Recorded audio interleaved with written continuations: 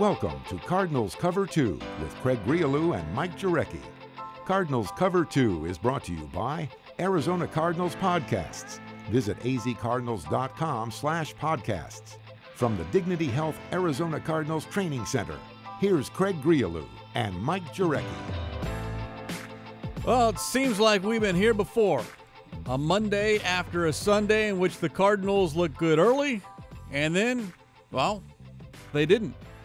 And that's a disappointment because here we are, Cardinals 3-11 with 2 games left to go in 2018. Yeah, I mean, they came out and everyone's, they were ready to play, obviously. You couldn't have asked for a better start. No, and they were able to, score a touchdown, not go 3 and out or kick a field goal. It was a very impressive drive, start the game, get some confidence, and then just watching the game, you got to think the Falcons coaching staff started to make some adjustments. And I don't, Steve Wilks was asked on Bickley Murata today about in-game adjustments, and he said, yes, we make in-game adjustments, but I didn't see anything different after that. And so, listen, the team has been very inconsistent this year. They can't overcome some of this stuff. I mean, they almost have to play a perfect game, get a couple turnovers, and maybe the results will be different. But once again, giving up a ton of points, 40 consecutive points, that's a recipe for disaster. Yeah, a lot to get to here on this Monday on Cards Cover 2 as we come to you from the Dignity Health Arizona Cardinals Training Center. Let's take off on this Monday, tell you what's ahead on the show. We got a full recap of Sunday's game in Atlanta. Josh Rosen, he's still confident in his ability. Larry Fitzgerald sounds off with his actions on the field and then his words off the field. And, of course, your questions via social media using the hashtag CardsCover2, hashtag CardsCover2 with the number 2 to get involved in the show here. We'll do that a little bit later on. First things first, though, the news of the day and the question before us, to sit or not to sit. Though for head coach Steve Wilks, there is no question. Despite all the noise and speculation as far as what to do with quarterback Josh Rosen, for Wilks, well, Rosen will start this week and next week. Number one, we talked about this before, just the quality reps that he's going to receive and just his ability to be able to look at different things and learn and progress. Yesterday, I felt the need to take him out based off where we were in the game, but he didn't like that. He was disappointed a little bit, wanted to stay in there. And, sometimes great players like that, you got to help them help themselves. But moving forward, we're not going to take a defeated attitude and say that we're going to put him on the shelf for the remaining of the season. We have to do a better job as coaches, starting with myself, by putting him in great situations, protecting him, and doing everything that we can to see his development and growth these last 2 games. Yeah, I couldn't agree more with him, man. We talked about this last week, and I understand getting reps. There's nothing like live action. It's the only way he's going to get better. The game will start to slow down.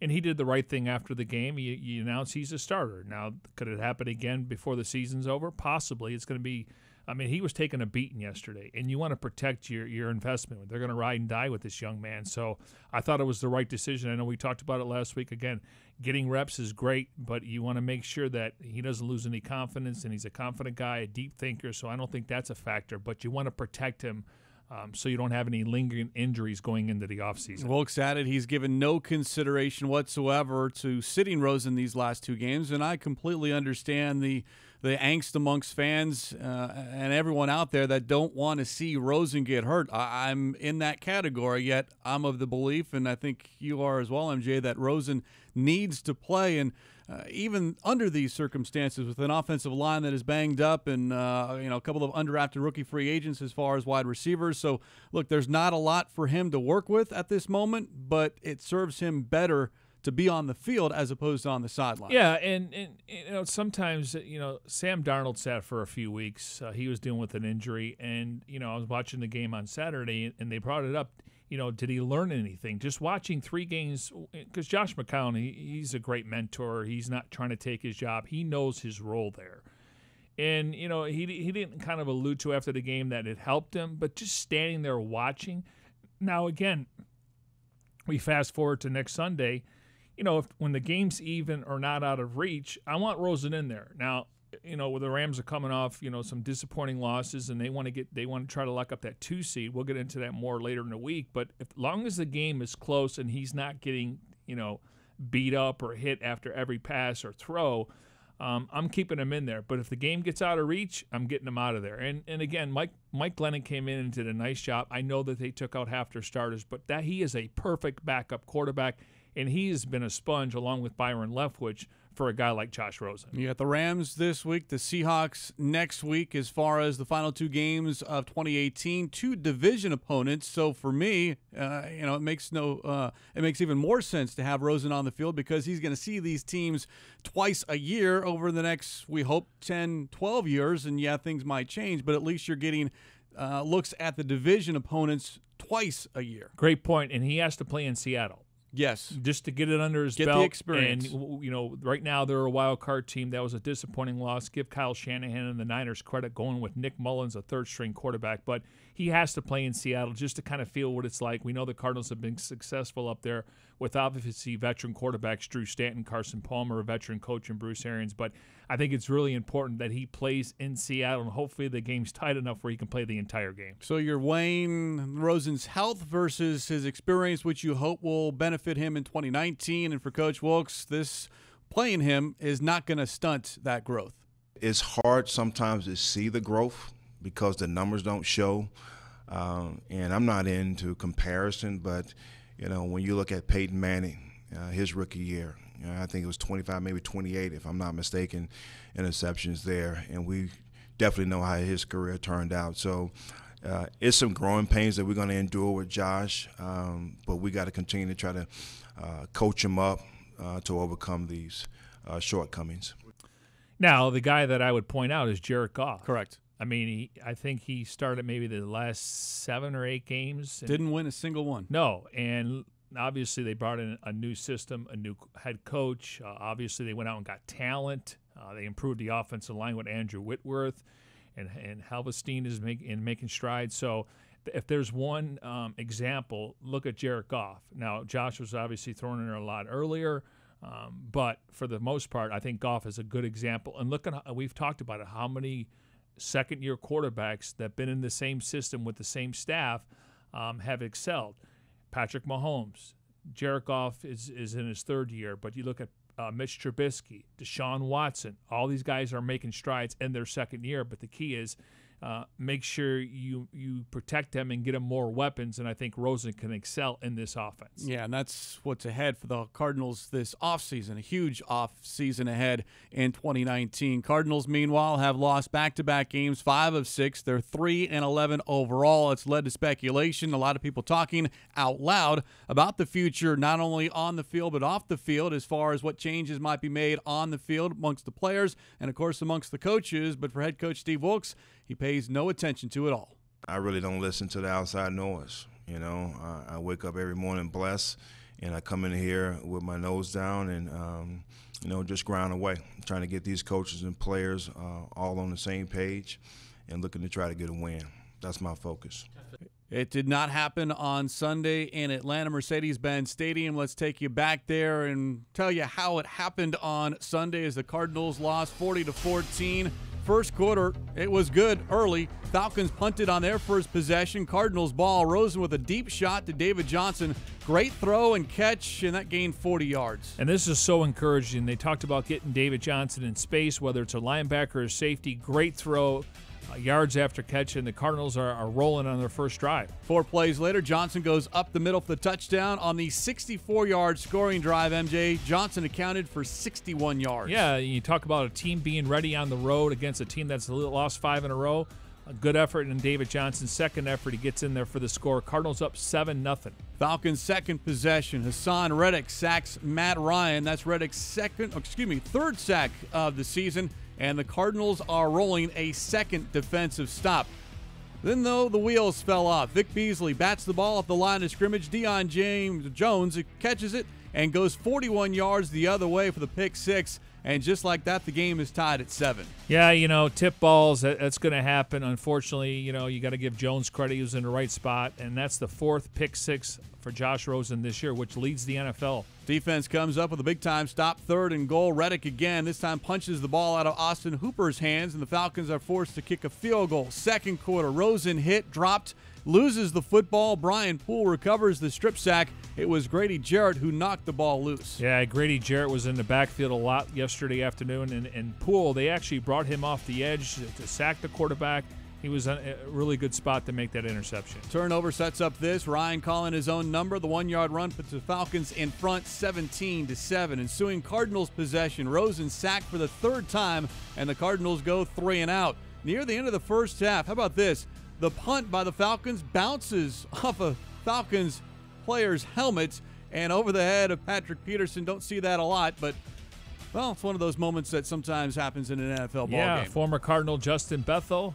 Johnny on the spot when it comes to special teams. Later in the quarter, Rosen in trouble again, scrambles, looks for Larry Fitzgerald, and the pass is picked off by Poole. Heck of a first half for Poole, by the way. Yeah, I mean, he's one of those guys that has stepped up. Obviously, they've had injuries in the secondary, and that was the interception. Earlier was the fumble. Final seconds of the first half, Ryan to Julio Jones with Patrick Peterson in coverage. Great catch by Jones, and the Falcons capitalize on another Cardinals turnover. Yeah, you could just see Patrick had tight coverage, but obviously Julio Jones, being as tall as he is and physical, he's able to come down with the football. Let's move to the third quarter. 3rd and 22. Rosen running for his life, does a 360, finds Johnson, and they make something out of nothing on that play. Yeah, he really did a good job trying to escape. He did the 360, as you pointed out, and David Johnson was right there, and nice yards after catch, was able to break some tackles. Falcons, they enter the game with the league's worst rushing offense, but you wouldn't know it on this afternoon. Here's Coleman breaking tackles and scoring on a 43-yard touchdown, 33-7 Atlanta. Fourth quarter, next Falcons possession, 3rd down. Ryan finds Justin Hardy by himself in the back of the end zone. Atlanta scores 40 unanswered points. Yeah, he was open, and you wonder if there was some kind of miscommunication in the secondary. How about this? With Mike Glennon at quarterback, finds Larry Fitzgerald in space, and Fitz trucks DeMonte Casey. Late, game over, and number 11 still fighting for every inch. And what he did later in the game when he caught the ball, he brought the ball back to the official. I mean, this guy just plays 100% every single game. Doesn't matter the score or how much time's left in the game. Same drive after that, Fitz catch and run. Glennon with time, and Trent Sherfield by himself catches the ball, and that's his first career touchdown in a game filled with bad moments. Good moment for Trent Sherfield. Yeah, good moment for Mike Glennon. You know, he's to me, he's the ultimate ideal backup quarterback. I know they didn't have all their starters in there, but he found the open guy. A nice drive for the Cardinals to get their 2nd touchdown of the game. Glennon in 2 possessions finished 10 of 14 for 111 yards and that touchdown. Unfortunately, the Cardinals, though, lose 40-14. So that is how it happened on Sunday. By the way, a couple of injury notes. Head coach Steve Wilkes on Monday announcing that both cornerback David Amerson and right tackle Joe Barksdale are in concussion protocol. That means, well, we'll kind of a day-to-day scenario as far as whether these are available, either one, on Sunday. And if Amerson is not, then Brandon Williams, who was pressed into duty for the first time all season on defense, will likely get another crack at that. He actually fared fairly well in that ball game. He only played 1 defensive snap last year, and then yesterday he got a chance to play, and he had a nice pass breakup. He's very athletic. He's got long arms. Unfortunately, he's really, kind of found his niche on special teams. He's one of the better gunners, along with Rudy Ford. And we talk about Andy Lee and all those punts he's made, and you got to give those guys credit on the outside for getting down there and able to down the ball. Brandon Williams, obviously, he's very athletic, and I'm always waiting to see if he can get a ball in his hands because I think he could take it back for a pick six. But nice to see him kind of find a role, even though it's late in the season. Chad Williams inactive on Sunday, not quite healthy enough to go, but Coach Wilkes hopeful that perhaps this will be the week in which the hamstring allows Williams to be on the field. He has not played since before the bye week, so that's been a huge hole as far as the depth at wide receiver.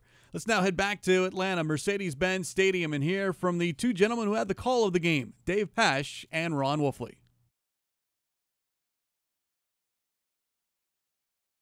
Welcome to the Arizona Cardinals 2-minute drill. Dave Pasch and Ron Wolfley. Wolf, we talked a lot over the course of a 3-hour radio broadcast. We'll try to trim it here for the next 2 minutes. And really, in a nutshell, it's the same story. The Cardinals face adversity after getting off to a good start, and then it's disaster the rest of the game. You know, that really, to me, David, is the biggest takeaway that I have. Just watching them come out, start this game so well. Actually won the toss, deferred. The defense went out there, got off the field. The offense got the ball, and right down the field they went, right? Went up 7-0 in this game. Defense got off the field again, got the offense the ball back. It looked like the Atlanta Falcons were asleep, and then all of a sudden Josh Rosen tries to hit David Johnson in the flat. Ball gets batted up into the air. Deion Jones runs underneath it. Pick 6 going the other way. Now all of a sudden, the Atlanta Falcons went on to score 40 unanswered points from that point forward. It is stunning to me, yet we saw it with our own eyes. And it's very similar to the Charger game. The Cardinals get up. The Chargers reel off 45 straight points. Against the Packers, the Cardinals played well. It looked promising. Then they lose at home to Detroit. You have this game. Now you have 2 left against the Rams, who look like a Super Bowl team, and the Seahawks are playing as well as anybody in the NFL. So how do you approach these last 2 games? It's got to happen on the line of scrimmage first and foremost, David, offensively and defensively. You have got to block and you have got to tackle. I'm sorry. Those things are so rudimentary, so fundamental to the game of football, yet that's exactly where they got whipped here today. Blocking and tackling. It's that fundamental. And if they don't improve over the next 2 games, same thing we saw here today could possibly happen in those 2 games. Well, the Cardinals lead this one at 3-11 with, again, 2 games left. The final game at State Farm Stadium Sunday against the Rams. That'll do it for the Arizona Cardinals 2-minute drill. Cards Cover 2 continues here from the Dignity Health Arizona Cardinals Training Center and, of course, broadcasting in our Bose QC35s. We'll get to some of what Pash and Wolfley had to say in a moment. But first off, let's hear from Josh Rosen. Sacked 6 times, turned the ball over 3 times, intercepted twice, and then that fumble on the strip sack. Here is the quarterback, Josh Rosen. I was frustrated. A couple were my fault. The guy came free off the edge. The protection was flipped the other way, and I wasn't on top of it, and took a couple other sacks. I mean, they're battling their butts off up front. I mean, I just got to play better. We all got to play better. Yeah, in the game it does. I mean, it sits with me now as you're getting ready. Sort of playing through the game in your head. It'll sit with me on Monday, but we'll watch the film and put it behind you. But, I mean, at least when you're in game, I usually sort of keep pushing forwards. And I wasn't a huge fan of the decision, but, I mean, I understand it. And the decision was made, and you got to deal with it, and hopefully never put your coach in a position like that again. I don't know. I mean, I always say to have 0 expectations in life so you're never disappointed. So I don't know about humbling, or I don't really have many expectations coming in. I just wanted to get better every day and play good football. I mean, have good days, have bad days. Would like to be a little more consistent on the good days, but this was a setback, and we'll climb over the hurdle like we always do. Yeah, no, they're not expectations for 2018. They're expectations for the 2000s. So, yeah, I mean, unless I keep having games like this, I'm going to be here for a very long time, and I'm still confident I'm going to be the last man standing. No, never. None of this will deteriorate any confidence you have? No, it's not even it's not like I'm an overly confident guy. I don't really waver when I believe in something, and I have a lot of belief in myself as a quarterback, and that hasn't wavered. Confident I'm going to be the last man standing, and I'm assuming he's referring to the other quarterbacks drafted in the first round. There were 5 total, and of course right now you can make the case, well, there's no case to be made. Baker Mayfield is head and shoulders above everyone else, and then they're all kind of even amongst those 4 as far as how successful or unsuccessful they have just based off numbers. But well, let me say this about Baker. Ahead. I mean, the Cleveland Browns have a really good talented roster, and obviously, they decided to let Hugh Jackson go and Todd Haley and Freddie Kitchens and Baker Mayfield. He played really well going on the road and beating the Broncos on Saturday. And after the game, he was on the NFL Network, and he really gave a lot of accolades to Drew Stanton. Now, Drew Stanton's the 3rd-string quarterback. He's inactive. But he says, when we come here in halftime, Drew's got a list for me on halftime adjustments. And during the game, he helps me. So I think if you look at every single situation, Lamar Jackson in Baltimore, they have a good roster. I mean, Joe Flacco, unfortunately, they're moving on from him. He'll be a free agent next year.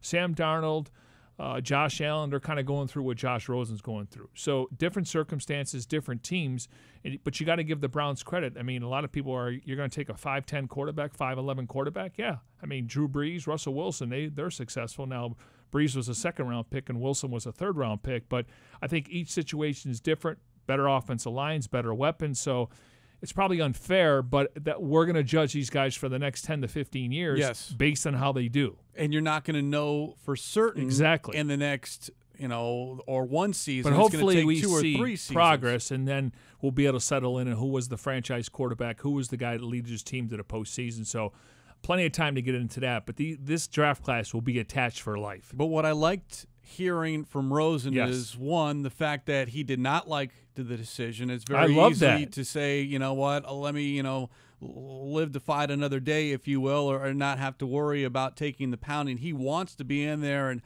I don't worry about his mental makeup. The kid is confident, as I borrow a phrase from Byron Leftwich.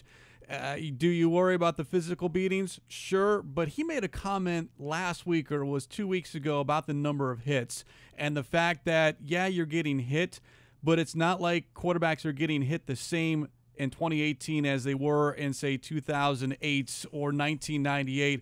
The rules have made it such that these defensive players, when you do get hit, you kind of have to hit and then back off. You're not completely landing on the quarterback's body, so it's, yes, it hurts. I get all that, but it's a little bit different. And for Rosen, it didn't seem to bother him, at least as a first-year quarterback. Now ask him, 10, 15 years Ask him into this morning how he feels. Usually it's a Tuesday, though. But usually Monday you're all right. Usually, but sometimes adrenaline on a Tuesday. roll. It's fair. I'll tell you what, though. He's never complained. No, and you don't want to show that. He hasn't shown up in the injury report. No, and you when you get hit like that, you got to get up, and sometimes you got to readjust your equipment because maybe your chin strap's in the wrong spot. The thing is, though, you cannot let a player like Poole get a free shot on the quarterback. Yes. You're not going to survive. I mean, those guys get paid. And again, he admitted that they had protection. It was to the other side. Unfortunately, nobody picked that up. But you don't want a guy taking a free shot, especially a linebacker, like a Bradley Chubb or Von Miller or, Joey Bosa. You don't want any guys taking free shots on your quarterback. That you're not going to be able to last like that. By the way, I just remembered the one time Rosen was hurt in season, it happened at practice. Remember, he hurt his thumb, on the follow-through hitting the helmet. Yeah. Didn't happen in a game. It happened in practice. So this idea of trying to protect him, injuries can happen at any time. Yeah, and the thing is, you never know when they're going to happen. Yes.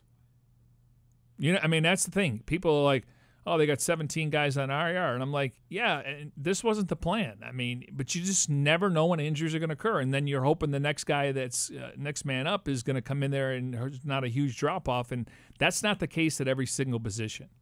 Now, on Sunday, Rosen overall, 132 yards passing. His favorite target was Larry Fitzgerald, 7 catches for 82 yards. And the one play that everyone keeps talking about, and we saw it briefly as far as during the highlight package, but I said it on Cardinal Talk. If the Cardinals had 52 other Larry Fitzgeralds on game day, they would not be 3-11. Let's take it back. 6:41 to go in the fourth quarter, down 40-7. Keep that in mind. This is late in the ball game. You're well out of reach. Game over. Just let that clock run down low. Yet Fitz, out in space, elects to go one-on-one with the safety DeMonte Casey. And let's take you back. Dave Pasch and Ron Wolfley on the play-by-play. 3 receivers left, 1 right, 2nd and 7. Back to pass goes Glennon. Throws over the middle. Fitz wide open. Caught at midfield. Runs straight ahead to the 40. And he trucks the DB at the 35. He runs over Casey. This is why you love Larry Fitzgerald and why he's a leader. It doesn't matter what the score is. Fitz still plays the exact same. Oh, my goodness. Larry Fitzgerald. Load the sleigh and whip the reins, baby. I love it. It shows leadership. It shows that it doesn't matter what the score is, what you've done in your career. You play the same way every play. That's who he is.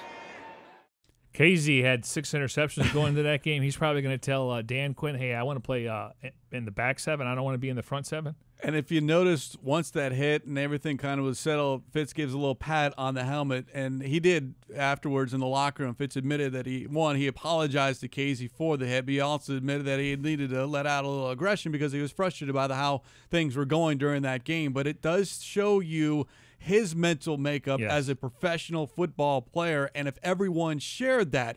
Now, look, it's not for everyone. I very well realize that. Other people, you're avoiding that DB. You're going to the left. You're going to the right. But Fitz head on wanted to feel some contact, and that's what you saw. And, again, he won that battle. He didn't win the war. Cardinals lost. But certainly that's something I've heard a lot of people say that needs to be shown, not only here within the Cardinals, but something that can be shown anywhere at any level of any sport. I get your point about having 53 Larry Fitzgeralds, but I don't think they can fit that under the salary cap. I knew you were going that way. You can make the case, though. Now, you remember when he hit Sherman on that crack block coming down the line? And he apologized on that one, too. But Sherman had no problem with it. No. Because it's Larry Fitzgerald. But Larry, it could have been worse. Yeah. I mean, you're not going to meet. He doesn't like talking about his blocking, his hitting, but there might not be anyone better. He's become Hines Ward in the NFL with blocking, and who would have thought that? Now, I mean, just some of the hits, Ronnie Lott would be proud. Yeah. No, I mean, when Arians got here, moved into the slot, A, he wasn't happy about it. B, he accepted it, and he became a really good blocker. I didn't think we'd be talking about Larry Fitzgerald being a blocker. He plays the game the way you're supposed to play it. I hope that if you're a young player, especially if you're in his room, meaning the wide receivers, just take something from this guy. Take everything. You should just be a sponge and just listen to him and watch him what he does. He's a professional on and off the field. Fingers crossed that there is a 16th season with Larry Fitzgerald, but if not, enjoy these last 2 games, including the last regular season home game coming up this Sunday against the Rams. Let's hear from Fitz now after the ball game in Atlanta, talking about his quarterback, Josh Rosen. Josh, he's not wired like most guys. I mean, he's able to put the play before him, behind him. You know, honestly, you see him on a good day, you know, on a win. I mean, his emotions are the same every day. I mean, he's a professional. You know, as a rookie, he's got a great disposition about him. So I'm not worried about that. I know this was a rough game for all of us. You know, he got hit a whole lot more than he should be, but you know he's gonna be fine and be prepared for next week. I know he's gonna be the future here, and you know, him getting reps and throwing the ball and dealing with some adversity, I think is gonna teach him. You know, this is definitely not what you want, and you know it's his team, and he's taking control of this offense. So I mean, you got to stand behind him. This is frustrating. You know, you hate it, but I mean. You know, I try to find the silver lining in everything. You know, it's holiday season. My kids are healthy. You know, I mean, you know, I'm no different than anybody else. I'm frustrated at work, but I mean, there's a lot to be thankful for. I look at it like the Chargers game a few weeks ago. We start off really fast, you know, put 10 points up, and then something bad happens that we're not able to weather the storm. And you know, obviously on the road, you can't spot people points and turn the football over like we did today. And you know, it was just a avalanche effect after the start. But you know, we have to find a way to be competitive and be able to weather the storm. We've got a really, really good football team coming in here fighting for home field advantage throughout the playoffs. And you know, it would mean a great deal for us to be able to not allow them to have home field advantage. So I mean, we got a lot to play for. The heat's on all of us. I mean, we're all paid professionals. We're paid to win football games, and we're not doing a good enough job to do that. You know, head coaches take too much of the credit and too much of the blame most of the time. And I love Coach Wilkes. I believe in what he stands for. His messaging every single day has been consistent, and there's nobody going to lay down or quit playing. I mean, we're going to continue to fight for him every week. That was Larry Fitzgerald in Atlanta on Sunday. Cards Cover 2 continues here from the Dignity Health Arizona Cardinals Training Center as we broadcast in our Bose QC35s. And now I want to go back to the Pash and Wolfley 2-minute drill because, I'm not worried about Josh Rosen moving forward. He's going to be fine, but 2 things that I am worried about that has not been corrected this season, and it's points that both Pash and Wolfley brought up, is how this team deals with adversity and in how this team just cannot, even going back to the preseason, stop the run. It was Pash, let's start with the first point, that brought up same old story. A good start, adversity hits, and then the team is unable to overcome it. He brought up the Chargers game. I'll go to last week against the Lions. A missed field goal, and all of a sudden the wind went out of everyone's sails.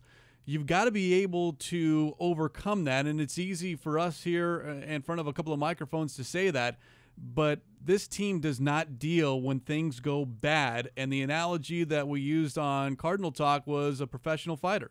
You get hit in the mouth, you walk in, you're ready to go, you're confident, and all of a sudden you feel that first hit, and you drop, and you never get back up again. That's the Arizona Cardinals in 2018. Yeah, I mean, they can't overcome some of this stuff. They don't have the roster. I mean, they don't have the talent on the roster. I mean, you just look at they have to play a perfect game to be in some of these games. Now, you can play tight to the vest until you get to the fourth quarter and try to win it at the end, and usually a lot of games come down like that. But it's just adversity. I mean, yes, you're right. We were sitting behind these mics as, suck it up, deal with it. No, but human nature. Correct. If you're looking at the scoreboard and you scored 7 points, and the next thing you know, it's 17-7, 24-7. I mean, it's just human nature. I remember having a conversation with Pete Kendall when he was here, and I really relied on his expertise and knowledge. And he said, "Mike, well, that's a heck of a name drop, by the way." No, but I'm just saying. I was doing a radio show with Bill Lewis, and he actually was another name drop. You're on a roll, MJ. No, I'm just trying to give you a story. I'm sorry. It's okay. And he was listening to the show, and I talked to him when I got to the facility. And he's like, "Listen, I understand what you're saying. We are professionals. We are paid to play. And to me, when it comes to these young guys, they have a great opportunity in front of them." Now, the left side of the line, they did not play up to par yesterday. We've been talking about Corey Cunningham. This is what happens when you throw a 7th-round pick in there. Kobe Gossett. They struggled the left side of the line. So it's just they can't afford. They have to win the turnover battle. You have to get a special teams or a defensive touchdown. In some games, they'll play close to the vest, but for the most part, I just think it's human nature. Here we go again. We're not going to be able to come back in this game just based on a rookie quarterback, lack of receivers. The running game hasn't really been able to take off. We've seen spurts of it, but nothing consistent. They've been inconsistent from the first game of the season until yesterday, and hopefully it changes in the next two. I'm glad you brought up the youth of this team, because the Cardinals on Sunday started 6 rookies, 7 rookies on offense played overall, and there is a huge difference. And we keep hearing Coach Wilkes and some other coaches say that the moment's not too big, and it's true that they're ready for this moment, but there is a difference when, pardon the phrase, the bullets start flying. There's a difference in how do you react. In college, you can win with talent. In the NFL, you need a little bit more than just talent. You need to be able to step up and be confident mentally. And I don't know, because of the youth, especially on the offensive line and the guys that you're relying on heavily, I don't think they're there yet. No, and that's why these are really good reps for these guys. I mean, they're going to watch film today, and they're going to try to correct what happened, and hopefully don't just do the same mistake twice. Grady Jarrett's a really good player. You know who the Cardinals' highest-rated offensive lineman was yesterday? Mason Cole. And he's the one that's been there since day one. Exactly. And he's got to face Aaron Donald and Sue this week, and then we get to Seattle. He's got another tough run. But Mason Cole was the Cardinals' best offensive lineman yesterday, and to me, you're starting to see progress. Now, he's got to hit the weight room, get stronger. He'd be the first to admit that. But the fact that he's been there every single snap, you're starting to see the upside, and they want him to stay at center. I know Shipley's under contract next year. Maybe he comes in and competes. Maybe you can use Shipley at a guard spot. But now you're starting to see the upside for Mason Cole. Again, we're going to look at the record and go, okay, they got to improve the offensive line. But the fact that he's going against these really good defensive tackles and he's making progress, that's encouraging to me moving forward. When things go sideways, how do the Cardinals get the train back on the track? Here's head coach Steve Wilkes. We have to find a way to be mentally tough. When certain things happen, we tend to go south. And we got to be able to overcome that. Defensively, we got to find a way to get off the field. Mentally, offensively, we got to bounce back. So just the mindset of finishing these last 2 games is important to me. That you can understand. What I can't understand and will never understand is why this team doesn't tackle better.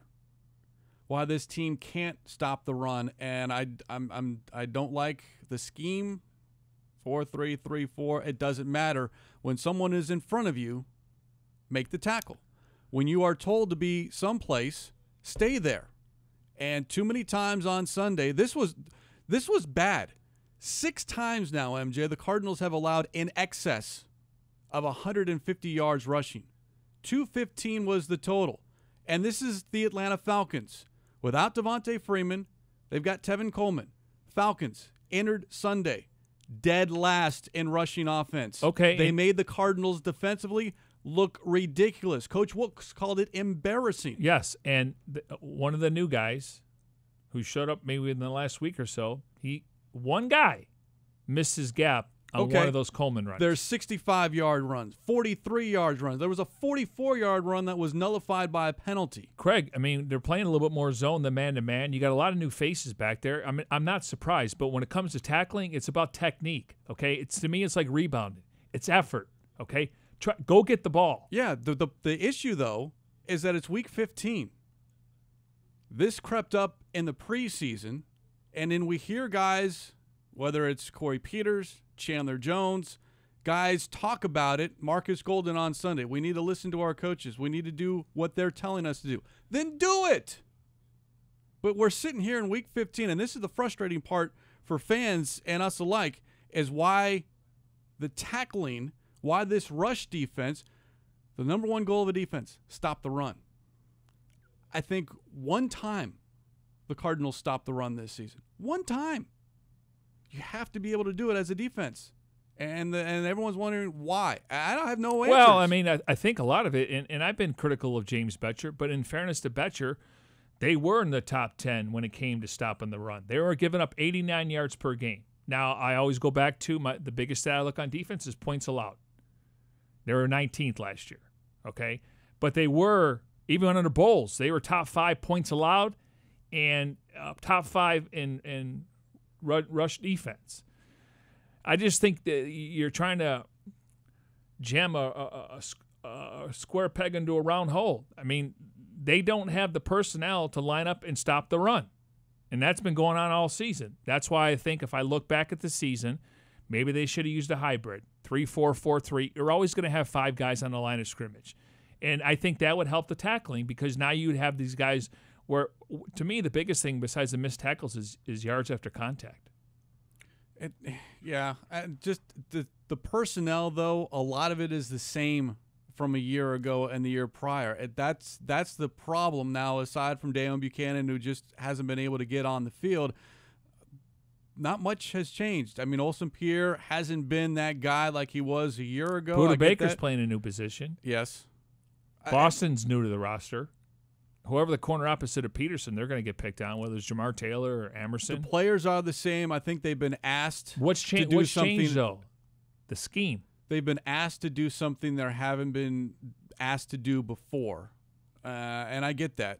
It's just what I can't wrap my mind around is why is it's taken now into December to figure it out. No, and I'm with you. I mean, we watch the games, all the games together, and the problem is at the end of the day, let's just say you're going 11-on-11, one-on-one matchups. They haven't won enough one-on-one matchups. What comes there? Execution. If everyone does their job, maybe you're not giving up 185 yards. Maybe you're giving up 85. It's just 1 or 2 players, and I think because you're shuffling the roster, there is some miscommunications, and I think guys are trying to freelance a little bit where they want to make a play and be a hero. Stay within the framework of the defense. The coaches know what they're doing. Speaking of the coaches, here is head coach Steve Wilkes on the rush defense, or the lack thereof. When you look at sometimes the revolving door of players that are in there are coming in and out. We had one guy that was recently just here on one play, went the wrong way, which created a gash in the defense. Lack of tackling on that other one with the touchdown, which is inexcusable. You know, you had 3 guys at the point of attack, and we got to come up and make that play. We got to wrap them up and tackle them to the ground. It's not going to get any easier. Todd Gurley comes to town on Sunday, and the Seahawks, with their no-name running backs, they run the ball very, very well. Yeah, Gurley does have a knee injury. He did return the game. I think right now it's going to be difficult unless what the Saints do to catch them, but they still want to lock up the number 2 seed so they get a first-round bye. And then they play the Niners in Week 17, so, I mean, go figure there, right? You're going to get a heavy dose of Gurley, and Jared Goff, he's struggling right now. 1 touchdown, 7 interceptions in his last 3 games. So, and you're looking at Sean McVay on the sidelines, he looks like he's stressing out over there, and there's a lot of pressure being a coach in the NFL, especially a head coach. I mean, when things are rolling, the energy's there, but for somehow, some way that maybe teams. I'm not saying because some people think that maybe they peaked too soon, just like the Cardinals maybe in 2015. I don't believe that. I just know that they've been skirting by scoring 35, 38 points a game. Their defense, they got a lot of front runners there. Okay, Donald's having a great year. Sue's on a 1-year deal. Hakeem's on a 1-year deal. Marcus Peters is on a 1-year deal. And Wade Phillips, he gets a lot of credit of being his genius. They've given up a ton of points. The problem is now they're not outscoring their opponent. So maybe the Cardinals can force some turnovers. Goff he's not. It doesn't look like the same guy in the earlier part of the season than he is now. By the way, I'd love to have their problems right now. Champagne problems. Bird Gang, let's hear what you have to say as we sound off here on Cards Cover 2 using the hashtag Cards Cover 2 with the number 2 to get involved in the show. We begin with Twitter. User wants to know, 3rd time this season the Cardinals have allowed 40 or more points. Last year, nobody managed that against this defense. Question is, do you think the scheme change, the 4-3 is to blame for this, or are there other factors that you think are the biggest reasons? Well, I think it's all the above. I mean, it's the scheme, it's the lack of execution, it's the missed tackles, not forcing enough turnovers, not getting off on 3rd down, all the above. Another question from Twitter. I'll take this one because should we tank this late in the season for the number 1 overall pick? As I said on Sunday, do you want your kids, if you have any kids, do you want your kids to fail? I think everyone would say no. So why do you want your team to fail? I say this all the time. Coaches, players, they couldn't care less about the draft. By the way, folks out there, the draft is after free agency. Be more concerned about free agency than the draft that happens in April. No, and the Cardinals have cap space, and we'll see what they decide to do. I mean, they're going to have to be aggressive here. And I don't think free agency's the I'd have to look it up. How many guys left teams through a free agent and made the Pro Bowl? I mean, all pro would be nice, but you don't. Good teams don't let up on franchise players.